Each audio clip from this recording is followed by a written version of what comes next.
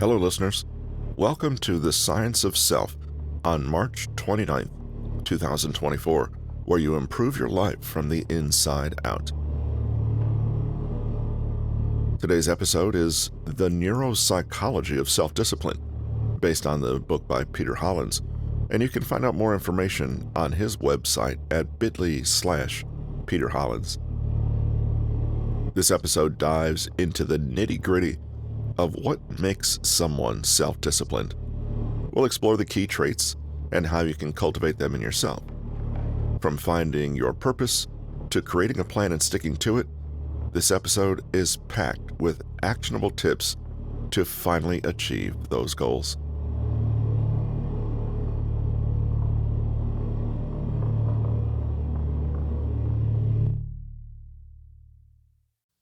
Understanding how your brain might naturally work against you and building smart habits to counteract that cycle is super important when it comes to self-discipline. But in this chapter, we'll be taking a look at a few extra last resort resources and small things you can do in everyday life to give you the best chance at actually achieving the important goals you set for yourself. Figure out where you are. Imagine a perfectly self-motivated and disciplined person. What do they look like? What is their attitude to life, and how do they conduct themselves? There's a reason people respond well to inspirational figures and motivational speakers. Their lives can act as a blueprint for a more productive and self-controlled life. They're like models that pave the way, showing us how it's done, or at least one way it could be done. Usually these people are not that dissimilar from one another. They seem to share a handful of traits and personal characteristics that are fundamental to their success. It follows that if we want to act and behave more like them, then we can start by developing those characteristics in ourselves. That is, it's a question of not what to do, but how to be. The following characteristics signal a disciplined high achiever in any area of life and are essential for succeeding at any chosen goal. Strong sense of purpose. The big why behind everything you do. Without the fire of purpose, calling, or passion behind you, you're not truly motivated. To be highly effective and disciplined, your purpose has to be genuine, clear, and come from within. Seeks out positive mentors. Your role models matter. If they don't have inspirational people around them, the self-disciplined seek them out, deliberately valuing their support, input, and guidance. They're not jealous or threatened, but inspired by others' success. Sensory-rich vision. People with the discipline to succeed see a vision of their goal. They literally see it and smell it, hear it, almost taste it. They entertain visions of their own success, rather than dwelling in detail on ideas of their failure. They fill their minds not just with powerful, positive imagery, but with positive material on all their five senses. Their visionary goal is imagined in 3D. Strong belief in self. Those who put their willpower to work bringing their dreams to life must, at a fundamental level, believe that it's actually possible, and that they have it in them to do what it takes. This may mean self-belief, even when nobody else can support your vision. Crippling self-doubt and low self-esteem, on the other hand, will only interfere with your self-discipline. Ability to plan and organize. Of course, it's not just vision and self-confidence. People who can get things done are those that plan to get things done. They know how to plot a course of action, and they know how to coordinate and focus their efforts to achieve that. Chaos and disorganization can dissipate your energies and waste your time. High value on education, learning, and skills. For some, education is an obligation, or at best, a means to an end. But for high achievers, learning is a way of life, and they relish the chance to develop, to correct misunderstandings, and to challenge themselves to go further. Patient perseverance. To find effort and motivation in yourself is one thing, but can you sustain that level for a prolonged period? Can you wake up, day after day and keep going, even in the face of intermittent or delayed rewards? Self-discipline requires enough patience to wait for the results of your actions to bear fruit and to keep consistent throughout. Without this trait, we give up easily and quit things when they don't work out exactly as we want first time round, or we look for quick fixes and hacks rather than putting in the work. Seeing work as pleasure and play. People who achieve well at their work usually have a mindset where work is not work, but something enjoyable, interesting, engrossing. They don't resent it or find it boring. In fact, they may have very little distinction between work and play. This attitude means that they act from curiosity and inner drives rather than feeling it's a burden placed on them. So, how do you fare on each of these traits? Time for a little self-reflection. You can conduct a mini appraisal of yourself anytime you like to get a good idea of your weak spots, but also to take note where you're improving. When you know what areas need attention, you can plan your progress a little more carefully. Try this. On each of the following 8 characteristics, rate yourself on a scale of 1 to 10, where 1 is the lowest or most negative end of the continuum, and 10 is the highest. Sense of purpose. Positive mentors. Sensory-rich vision. Self-belief. Planning and organization. Education and skills. Patient perseverance. Seeing work as play. You can add up your scores for each characteristic for a global score and then compare this in time, or you could do a few self-assessments over the course of a few weeks or months to see how you're developing in any one area. Naturally, doing a self-assessment is just a snapshot. It takes real honesty, and it's not enough on its own. You need to take what insights you glean from it and actually make proactive changes. It may feel a little silly at first, but if you can concretely see the improvement in an area, in numbers, you may feel more empowered and confident in the steps you're taking to be more disciplined. Similarly, if you're trying a new technique or method, and after 3 months notice no improvement, you can safely conclude that it's not right for you, knowing that your decision is honest and data-driven rather than just being procrastination or an excuse. Bringing self-discipline traits to life. Let's look in more detail at how we can actually develop some of these traits in ourselves. There are practical ways to improve in each dimension, or all of them, and often improvement in one will spur and support improvement in another. For our purposes, let's say that our main goal is to create motivation and inspiration. We want to spark and grow that passion, energy, and even obsession required to build our dreams and get to work on what we care about.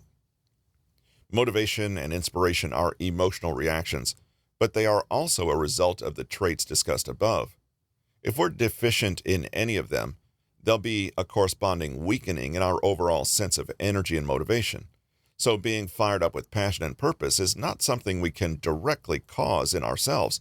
However, we can indirectly create the right conditions in which our passion can ignite. And we can do it with conscious creation and self-discipline, one action at a time. Let's take a look at the 8 traits again, and a few tips and tricks for developing each within yourself. Sense of purpose. The tricky thing with this is that nobody can tell you what feels meaningful or worthwhile to you. It really has to come from within. Many people embark on what they think is a self-discipline program, but in reality, they've merely substituted the teacher or facilitator's vision for their own, assuming that they want the same things that they do. To strengthen your sense of purpose, you need one thing: self-knowledge. You need to know with honesty and clarity who you are, what makes you tick, what values matter, and which ones don't matter, and what ultimately drives you. Bear in mind, though, that this will change with time. What felt like our life purpose at 15 may not feel that way at 35. That's why we need to constantly reappraise so that we can fine-tune and readjust, making sure our goals are our goals and align with us as individuals. Therapy always helps with self-discovery, But there are some easy ways to remind yourself of what your purpose is. Ask yourself, if you suddenly won the lottery, what would you do? What does your answer say about what you ultimately value in life? What would you like your obituary to say about you? In the past, when you've been fiercely motivated to work on something, what was driving you? Who do you admire most, and what about them speaks to you? Is anything of them in you too? Which activities most allow you to get into a flow? Once you've identified your values, purposes, and deeper guiding principles, write them down somewhere. These are like your compass to guide you back home when you're lost and floundering. Positive mentors. Let's be honest, not everyone is blessed with good role models. In fact, most of us are likely surrounded by those who have been modeling passive, negative behaviors to us all our lives, or else we find ourselves in situations where we are unable to develop into our full potential. Luckily, we can choose. If you rated yourself quite low on this characteristic, take heart that there's a lot you can do to invite quality people into your world. There's a saying that you eventually resemble the 5 people you most spend time with. Whether this is true or not, there's no doubt that our sense of identity, our habits, and our mindsets are powerfully influenced by those around us. Here's a 2-step activity to try and raise your score in this area. Firstly, try to identify anyone who's actively holding you back. You know the kinds of people: pessimistic, critical, sabotaging, or just plain mean. They're the people who will work against your efforts to improve yourself and reach your dreams. Your goal here is obvious. Reduce contact or eliminate them from your life completely if possible. Of course, critics and people who disagree are not necessarily toxic people if their disagreement inspires us or encourages us to be better. Next, identify those people that don't add much to your life. Perhaps they're there because they've always been there, but they neither hinder nor advance your overall goals. These people are great to have around, but you should try to prioritize spending time with those who more actively support and teach you, or who you enjoy mentoring. Finally, the third group includes those who are on your side, are there providing guidance, help, support, or can teach you something. Even better if it's a mutual benefit. These are the kinds of people to prioritize in life. Attend networking events. Seek out people in groups or clubs who are doing the same thing as you, or even consider asking someone more advanced or accomplished to give you advice or help. Sensory-rich vision. Good plans matter, but before good plans comes a good vision. Ask any creator about their magnum opus, and many of them will say that they saw the vision fully completed in their mind's eye first, long before they took the first step to bring it to life. Every innovator first sees a vision of what could be, and then works toward that. But don't get too attached to the word vision. You have so many more senses than just sight. Enlist all your senses to conjure up an image of what you want to achieve. Make it real in your mind. Dwell on every detail. The thing is, people who self-sabotage, procrastinate, and operate below their potential do this anyway, except they do it negatively. They vividly imagine scenarios of total failure. They dwell on possibilities, but only on the negative ones.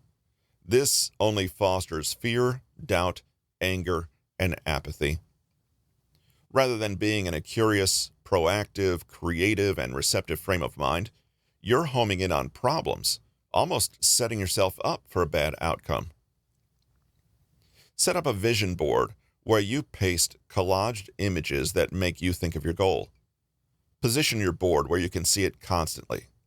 Alternatively, spend time actively visualizing end goals in detail.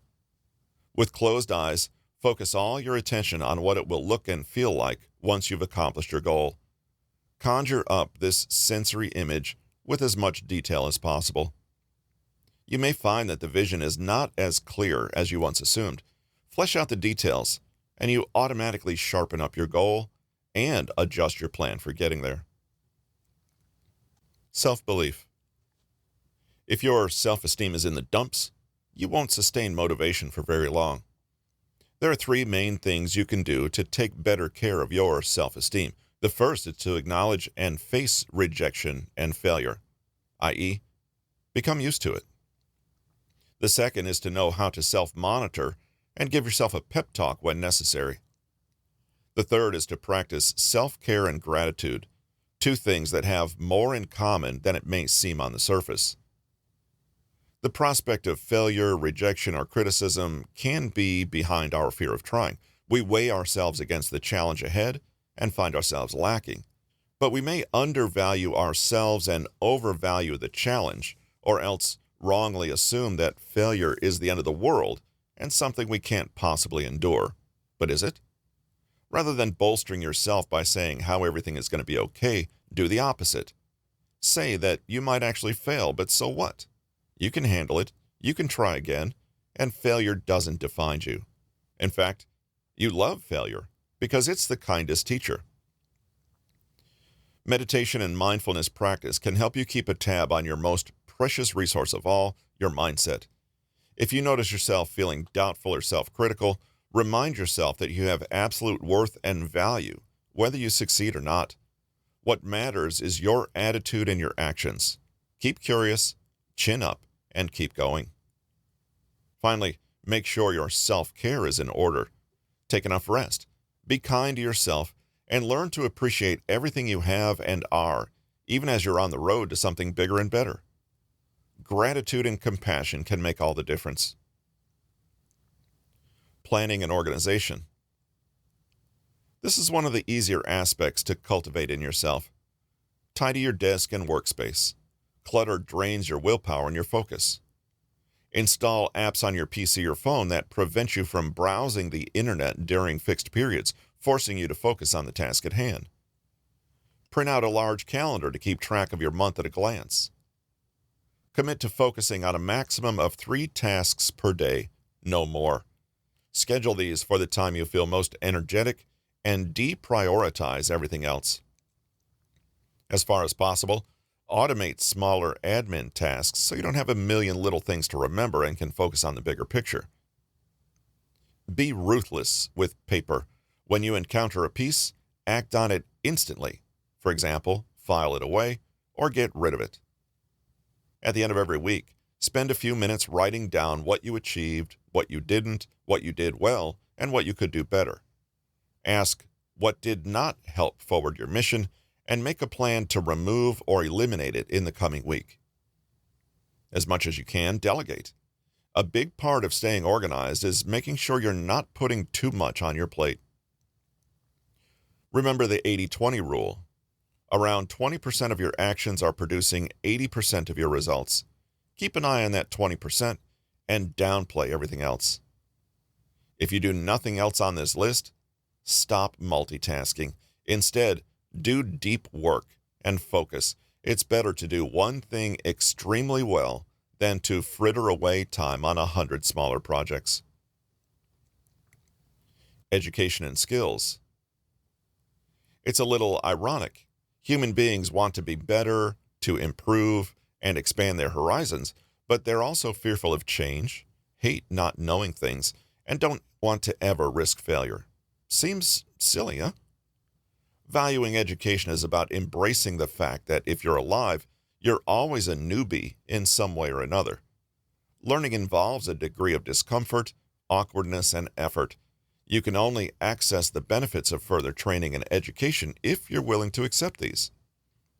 To foster a real love and respect for learning, you need to make an effort. Push yourself. At the end of every week or month, ask yourself what you've learned. What are you curious about? Make a note and identify the ways you can learn more. Who knows more than you about this topic, and what questions can you ask them? What does your failure tell you about how best to try again next time? The next time you encounter something that looks challenging or too difficult, instead of shrugging and turning away from it, assume that you can understand it with just a little effort. Enroll in online free courses to brush up on skills. See a new word in an article? Look it up in the dictionary. If someone says something interesting, don't pretend to know about it already to save face. Ask them to tell you more. Opportunities to learn are literally everywhere. Go online, get interested in a hobby, or dig deeper into those parts of your life that seem mysterious or difficult. Oh, and there's one surefire way to keep learning. Read. Disciplined high achievers almost always share the same habit of reading, every day if possible. Patient perseverance. Doing all the above means nothing if you only keep it up for an afternoon and then wonder why your life is not magically transformed. Abandon the need for quick fixes and overnight success. There are no hacks or cheat codes. In fact, things that seem that way often cost more in the long run. Instead, ask yourself regularly, what's the smallest sustainable change I can make? Not the biggest quantum leap, not the grandest plan, but the action you can comfortably repeat day after day, month after month. Think in terms of habits and behavioral change rather than flashy one-off achievements. Focus on process and not outcome. For example, every day you could commit to walking for 30 minutes. You're not committing to running a marathon or losing 50 pounds. All you have to focus on each day is walking 30 minutes. That's it. You may certainly build up to the marathon or gradually lose all that weight, but that's not what you focus on each day, each moment. Just take a baby step each day, then repeat it the next day. Biting off more than you can chew only means you give up sooner. If your motivation is really flagging, it's fine to take a break, but make it productive. Ask yourself if your goals and approach are really working. See if you can make any adjustments, and give yourself a fixed time to get back on the horse. Seeing work as play. Watch your language. Don't say, I have to do XYZ, but instead say, I choose to do XYZ. In fact, don't call it work at all if you can. You're learning, creating, growing. If possible, use certain gamification strategies to bring more fun and spontaneity into your work. Work outside for the afternoon, or try a completely different approach. Experiment, play, and see what happens. Remember, nobody's forcing you to be self-disciplined. Rather, it's something you are deliberately pursuing because part of you already knows that ultimately life feels far more meaningful that way. Rock-solid principles for lasting motivation and self-discipline. There is no ideal time to start. Great, you think. This all sounds like a good idea. I'll give it a go sometime. So many hopes and dreams die in that strange no man's land called someday. How many of us waste time and energy because we believe in holding out for some better moment to start somewhere far off in the future? The status quo is comfortable, familiar, and already full in swing. It takes effort and discomfort to break that momentum. When you start telling yourself all the reasons why you can't begin yet, that's just plain old resistance. The right moment never actually comes, and in waiting for it, you delay starting indefinitely. You might think that it makes more sense to wait until things would be easier. You can't begin writing your novel just yet because work is chaotic and will die down next month. Or you'll start applying for jobs soon, but wait till the weekend when you have some time. Or worst, you'll just wait for things to improve in a general sort of way, but the outcome is obvious. Later down the line, there's some other reason preventing you from taking action, and so on, forever. The only way forward is to act. Act, even if you're unsure, even if you don't feel prepared.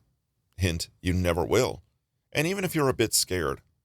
The whole point of taking a big step out of your comfort zone is that it's unfamiliar and a little scary.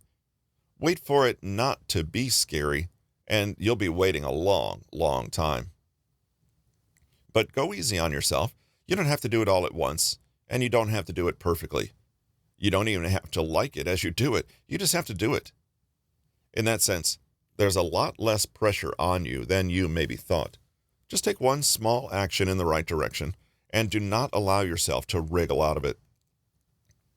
Waiting for the ideal moment is a trick of the perfectionist mind.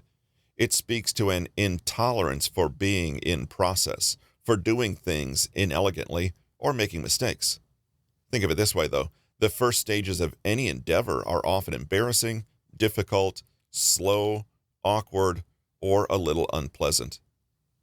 Why put all that off when you could start now and get it over and done with?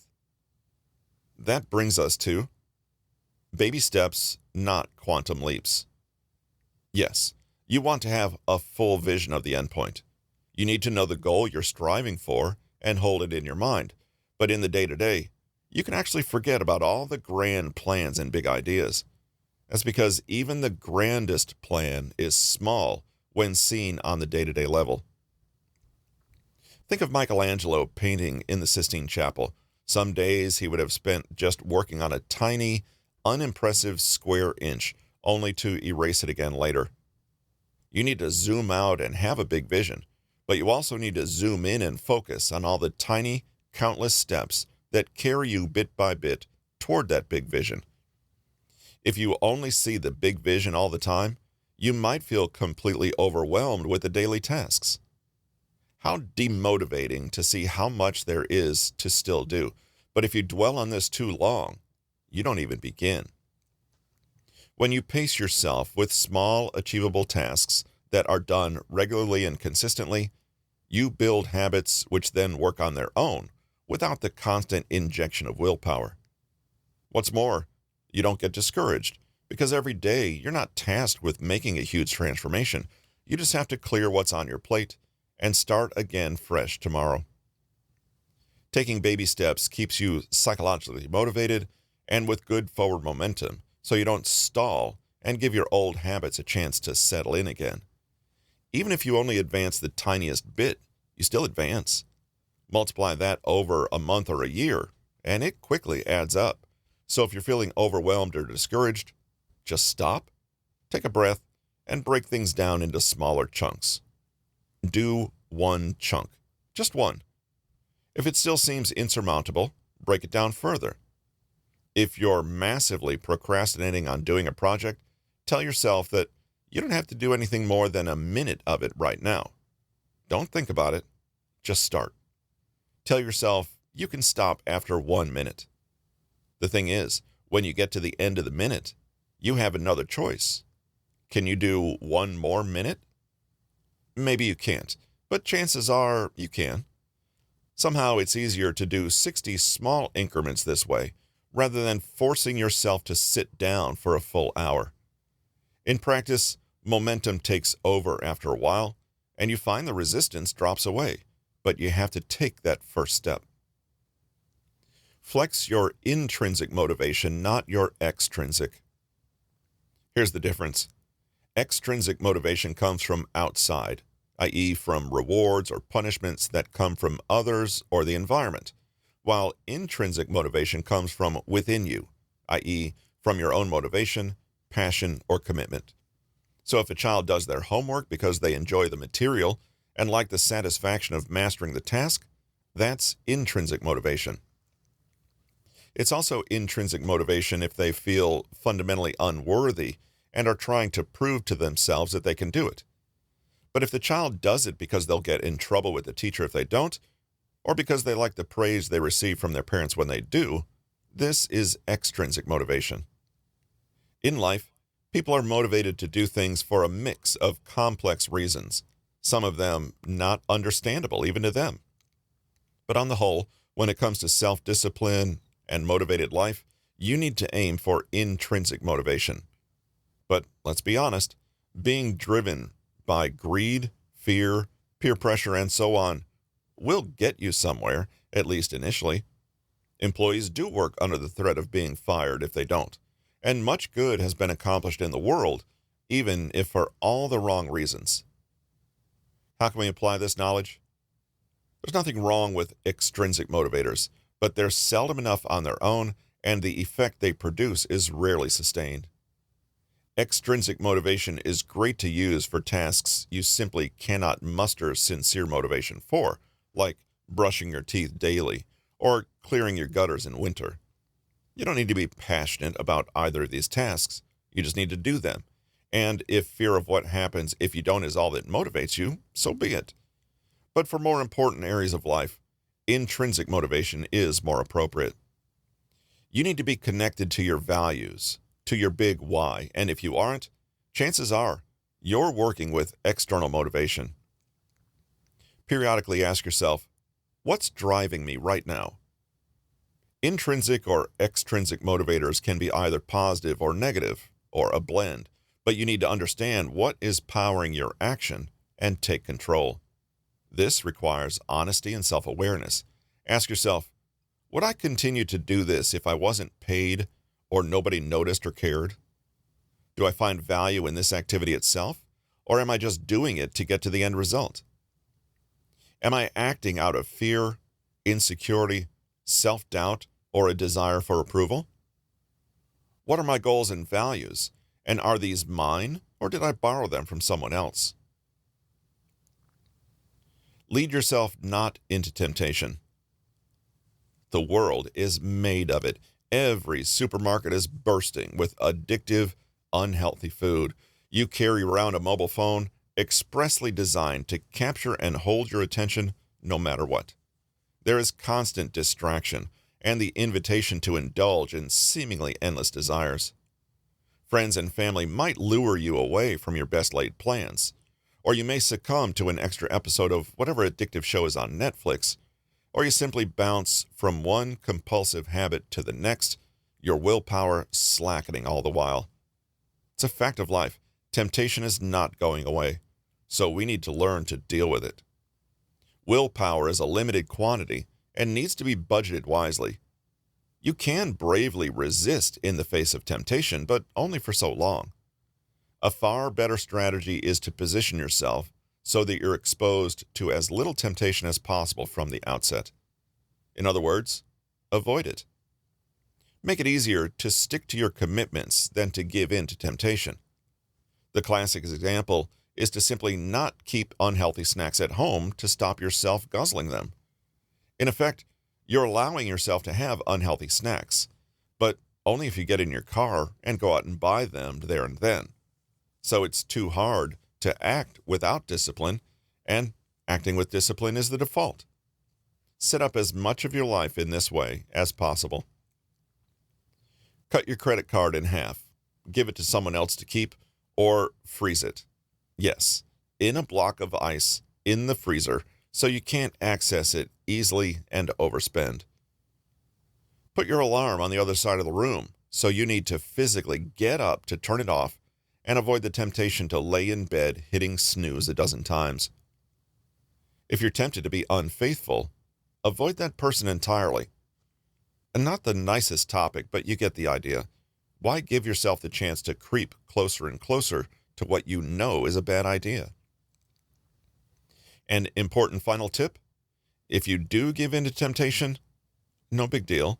Forgive yourself quickly and get right back on the wagon. Whatever you do, don't beat yourself up with guilt and shame, and then say something like, well, I've already ruined everything, might as well give up. Don't let a small temptation turn into a bigger one. Cull distractions. You already know not to multitask and to put your focus into ideally just one project at a time. Light beams, when focused onto a single point, act like a laser which can cut through metal. When unfocused, those same light beams are weak and diffuse, barely even illuminating what they fall on. In a way, being focused and being self-disciplined are one and the same thing. Discipline is the constant effort required to pull all the light beams into one place. In essence, saying no to countless distractions so you can say yes to the single goal you've identified as more valuable. Here's a hard-to-swallow truth. Many of us don't even realize, A, that our attention is being derailed, and B, what exactly is derailing it. The first step is to simply recognize that your mind is being pulled away from its task, and the next is to identify what is the cause. Only when you've done both of these things can you do anything to reclaim your attention again. Sadly, the modern world is designed to distract, numb, and pacify you. Exactly the opposite state of mind required to reach your goals. Common distractions include phones and devices. Turn them to silent, put them in another room, or disable notifications. TV. Turn it off immediately once your show is finished or avoid it completely. Or an environment that is uncomfortable and cluttered. Use noise-canceling earphones, put up a do not disturb sign, or clear your desk so it only contains materials for the task at hand. Slow down and become hyper-conscious of where your attention is going. Get into the habit of asking yourself, is this what I want to be focusing on right now? Monitor impulses with mindfulness. To extend the idea about distraction, use the power of mindfulness to watch your fleeting attention and see where it goes and why. Meditation and mindfulness practice are great for whatever ails you, but they're especially useful if you feel that your mind is busy, fractured, uncontrolled, or overrun with impulses it can't resist. Try this. Set a timer for yourself, let's say 10 minutes, where you logically know that the only thing you need to worry about is the project in front of you, whatever it is. Now, watch your attention. Notice if any impulses arise to switch focus to something else. Check your phone, open a new browser to look at YouTube, go look for a snack. Tell yourself that during these 10 minutes, you don't have to work on your project, but you absolutely cannot do anything else. If your mind wanders, notice it and bring it back to task again. It's just for 10 minutes. Actually, this will seem like eternity if you're used to getting distracted. Try to notice that impulses are just that, brief moments of desire that die away again pretty quickly. Also, notice that you're not compelled to follow each and every one of them. The more you can practice looking at an urge objectively and calmly deciding not to pursue, the less of a hold distractions will have on you. You can simply shrug and say, "Oh, hello, distraction. Are you well? Great. Now, go away." Practicing formal meditation will help strengthen this muscle even further. Keep bringing awareness to temptations and distractions, and then consistently decide where you want to put your awareness. There's no need for judgment or interpretation, however. You're just a distractible idiot. Focus, for heaven's sake. Simply notice and adjust. Your focused attention is like any muscle. It strengthens with consistent use. Make friends with discomfort. Let's say you plan to lose weight and fill your head with the lovely end result, you feeling slim and trim and pleased with yourself. You start a diet, an exercise plan, and you feel great. But at the first hurdle, you stumble and go back to your old ways. Why? It's because of the clash between that great feeling, hooray, I lost weight, and the cold, hard reality of obstacles, challenge, and discomfort getting in your way. This gym membership is more expensive than I thought. In other words, you didn't expect discomfort, so you were thrown off course when it appeared. But the thing is, it always does appear. By definition, leaving our comfort zone is uncomfortable. Yes, you're going to feel great when you achieve your goal, but in the meantime, you're probably going to feel worse than if you'd done nothing at all. Read that last sentence again. Improving yourself or seeking out a goal is going to be more uncomfortable than the status quo. This is not a flaw, but a feature, and if you don't anticipate and plan for it, it will undermine you every time. What can you do to get around this? Do the opposite. Don't just anticipate discomfort, but relish it. Seek it out. When you go on a diet, don't fill your head with images of how great it'll be to be thinner. Instead, dwell on the fact that you will sometimes feel hungry, lazy, or tempted to give up. You release the hold these feelings have on you when you can accept them and prepare for them. See discomfort as evidence of change. If you feel stupid, good. It's a sign you're in the perfect environment to learn. Those pangs and aches and worries and doubts, welcome them. They are the price you're paying for striving for better. See what happens if you take a cold shower on purpose. See what it feels like to delay gratification for a while. Laugh at yourself if you feel scared or lazy. After all, it's only discomfort. It won't kill you. Use the power of visualization. Let's return to the goal of losing weight. On the one hand, you have the enticing vision of you at your goal weight. On the other hand, you have a temptation right in front of you. Let's say an enormous slice of cake your friend has just offered you.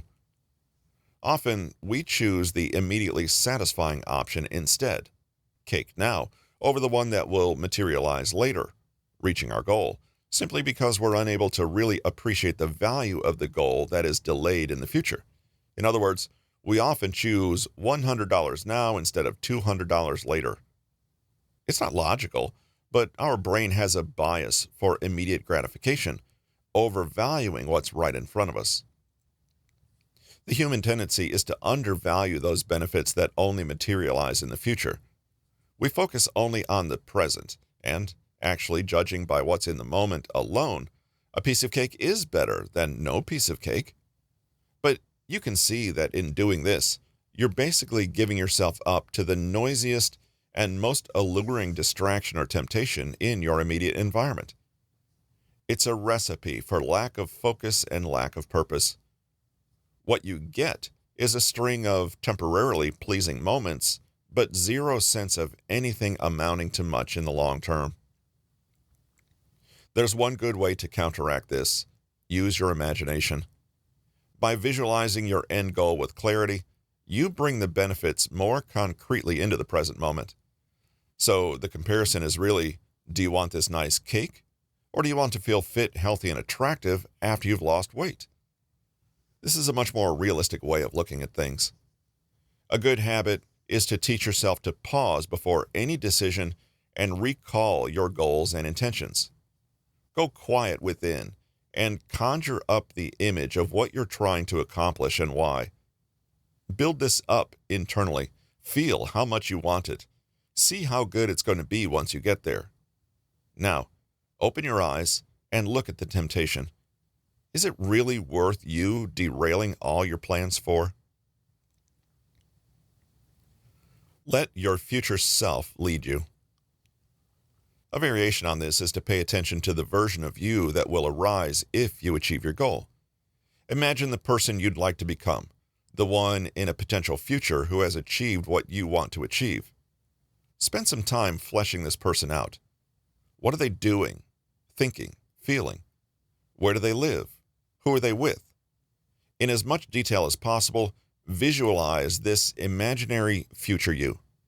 Now, let this version of yourself give your present version of yourself a pep talk.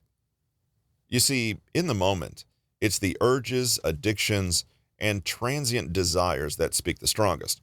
But what would your future self say about the slice of cake? What advice would they give you? From that point of view, look at your options and make a decision. By doing this, you're again bringing the intangible and abstract future into the present where you can weigh it up properly. You might gobble the cake up in the moment and love it, but it's your future self who feels bad about it and guilty for yet again sabotaging their bigger, more important goals. So listen to that voice instead. It's easy to look at temptations for their immediate virtues and forget about their future costs. Invert this and deliberately downplay the instant gratification and amplify the long-term consequences. So when you look at a piece of cake, you don't see something delicious and amazing. You see the guilt, bad feeling, and lack of belief in yourself for not having discipline. You see yourself starting all over again, no closer to your goal than you were before. Suddenly, cake doesn't look all that great. Know how to bounce back after you mess up. Yes, you will face distractions. Yes, you will encounter discomfort. The path will be slow and sometimes boring, with little reward in the present moment. And here's another thing. You will make a mistake. On your journey, Expect that you will succumb at some point or other to temptation, or you'll take 3 steps back after taking 2 forward. Now, this doesn't mean you're doing anything wrong. It isn't a sign that the goal you've set is too hard, or evidence that you'd better just give everything up and not even bother. It's not permission to slack or make excuses for yourself, and it's not an invitation to turn a small slip-up into a big one, i.e., I've had one slice of cake already, what's another? It's just a normal, expected part of the process. You're not wrong or bad. You're just trying to do something intrinsically difficult, change. Things won't always go to plan.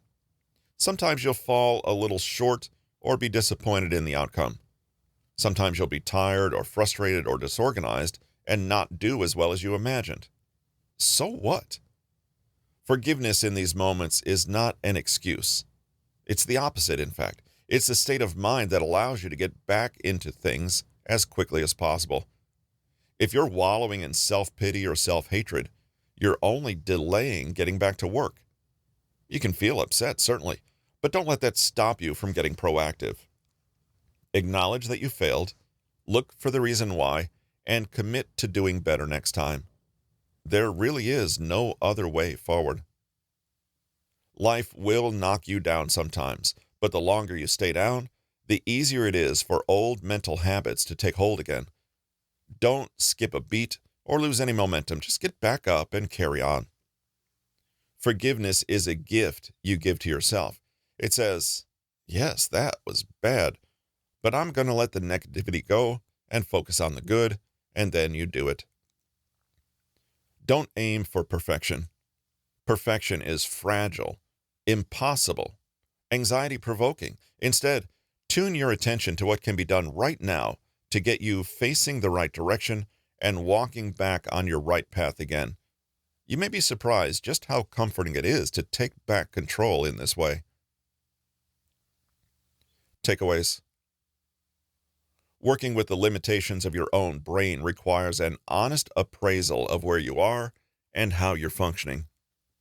Make it a habit to routinely assess yourself on the following aspects on a scale of 1 to 10. Sense of purpose, the presence of positive mentors, sensory-rich vision, self-belief, planning and organization, education and skills, patient perseverance, and the ability to see work as play. This kind of self-reflection allows you to see exactly what areas you need to work on and see whether your efforts are resulting in progress. Depending on which aspects you identify as underdeveloped, you can do a lot to improve. For a stronger sense of purpose, you'll need to work on self-knowledge and dig deep into your genuine values. To find positive mentors, reach out to others and network, or simply ask for help and advice from accomplished people. To develop sensory-rich vision, make a goal collage or practice visualization to conjure up a vivid 5-sense image of the end you're aiming for. To increase self-belief, actively court failure and rejection to prove to yourself that your worth as a person doesn't stem from these things. Meditation, mindfulness, and self-care also go a long way to cultivating self-compassion. To have better planning and organization, start by decluttering both your mind and workspace to cut down on distractions. Set up habits that allow you to automate, delegate, and concentrate. To build skills in education, keep reading. Become curious and ask questions, learning where you can. To improve patience and perseverance, focus on the smallest sustainable change you can make and keep up every day. To see work as play, change your language.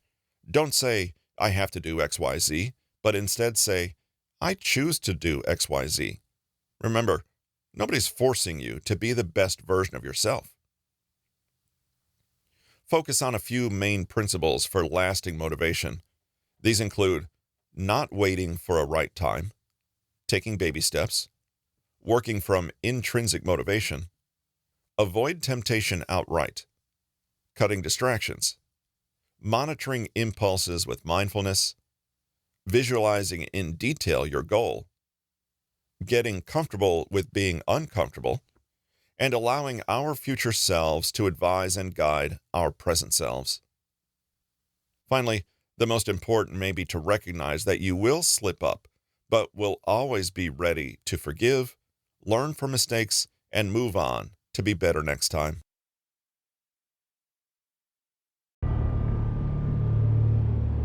So, that's our look at the neuropsychology of self-discipline. Remember, self-discipline isn't about punishment or feeling like you're constantly depriving yourself. It's about understanding your brain and motivations and using that knowledge to create a life that feels truly fulfilling. Thanks for joining us on The Science of Self. Be sure to check out the author's website at bit.ly/Peter Hollins, and we'll see you next time.